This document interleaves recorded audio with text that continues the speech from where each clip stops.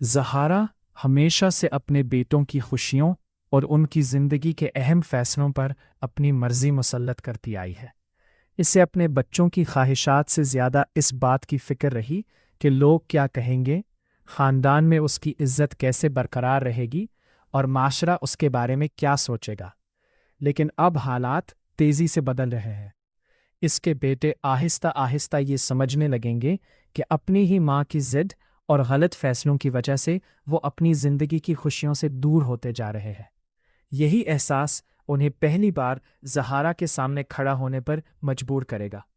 वो अपनी माँ का एहतराम अपनी जगह बरकरार रखते हुए इसकी हर बात मानने से इनकार करेंगे, और यही ज़हारा की सबसे बड़ी शिकस्त साबित होगी। दूसरी तरफ निम्रा की जिंदगी में भी एक बहुत बड़ा इम्तिहान आने वाला है। निम्रा एक सख्त बीमारी की जिद में आती दिखाई देगी। इस मुश्किल वक्त में उसामा उसका भरपूर साथ देगा। वो निम्रा को तकलीफ में देखकर खामोश नहीं बैठेगा, बल्कि अपने डॉक्टर दोस्त की मदद से इसके बेहतरीन इलाज की हर मुमकिन कोशिश करेगा।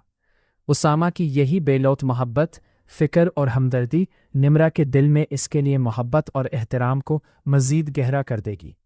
लेकिन निम्रा जानती है कि सिर्फ मोहब्बत काफ़ी नहीं, बल्कि रिश्तों को निभाने के लिए हालात का साथ देना भी ज़रूरी होता है। इसीलिए वो उसामा से ऐसा वादा करने से गुरेज करेगी जिसे वो मुस्तकबिल में पूरा ना कर सके। निम्रा के जहन में अपनी बहनों की तकलीफ भी मौजूद है।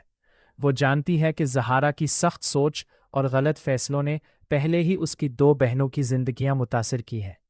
इसी खौफ की वजह से निम्रा अपने मुस्तकबिल के बारे में मुहतात दिखाई देगी। लेकिन अब सबसे बड़ा और हैरानकुन फैसला मीर नौमान की जानिब से आने वाला है। इतने अरसे तक खामोश रहने वाले मीर नौमान अब समझ चुके हैं कि ज़हारा शायद अपनी ज़िद और अना से बाहर निकलने वाली नहीं। चुनांचा वो पहली बार अपनी बीवी के फैसलों के खिलाफ जाने और अपने तीनों बेटों का साथ देने का फैसला करेंगे। मीर नौमान वाज़िह कदम उठाते हुए अली की शादी आयज़ा से करवाने का फैसला करेंगे, जबकि इसामा के लिए निम्रा को मुंतखब करेंगे। ये फैसला ज़हारा के लिए किसी बड़े धचके से कम नहीं होगा, क्योंकि पहली मर्तबा इसके शौहर भी इसके फैसलों के बजाय अपने बच्चों की खुशियों को तरजीह देते दिखाई देंगे। अली और आयज़ा के रिश्ते को नई उम्मीद मिलेगी, जबकि इसामा और निम्रा भी अपनी ज़िंदगी को एक नए अंदाज से शुरू करने की तरफ बढ़ेंगे। यूं जिन खुशियों को ज़हारा अपनी ज़िद के ज़रिए रोकना चाहती थी, वही खुशियाँ इसके हाथ से निकलती हुई दिखाई देंगी। और फिर कहानी का सबसे अहम पहलू सामने आएगा।